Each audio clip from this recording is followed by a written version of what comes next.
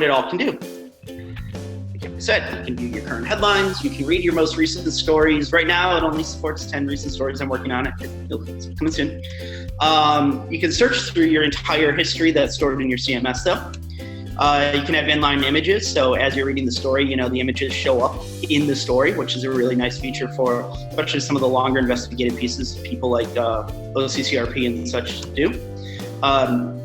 You can share, of course. It supports multiple languages. It's currently translated into English, Serbian, Bosnian, Russian, Azerbaijani, and Bulgarian.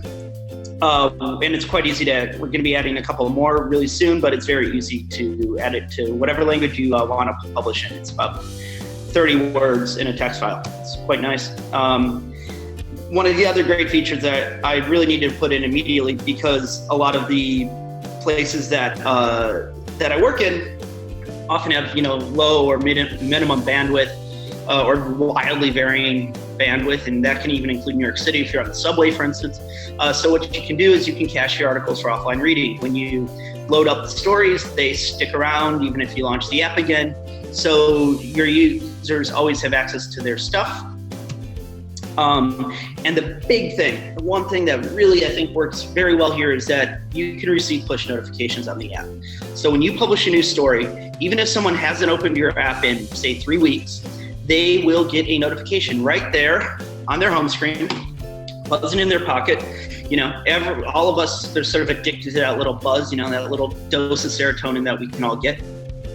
And this allows you to play off that for your readers.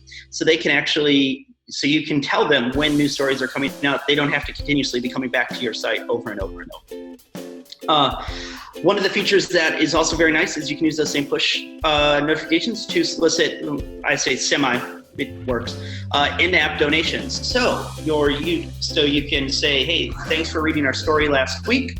We're working on part 2. Would you like to give €5 for the cause? It also features full analytic tracking with plugins for, right now it supports Crashlytics by Twitter's Fabric. There's also plugins for Google Analytics. We're working on Pivot if some of you are more open source type people. Very easy to extend it if you're a developer and have like a day, basically. As I mentioned before, there's donation support built into the app as well. Also, thank you, Maydon, for forcing me to do this. There is YouTube integration. So if you have YouTube videos in your stories, there is a entire custom in-app player. It doesn't shoot you out to another app or something like that.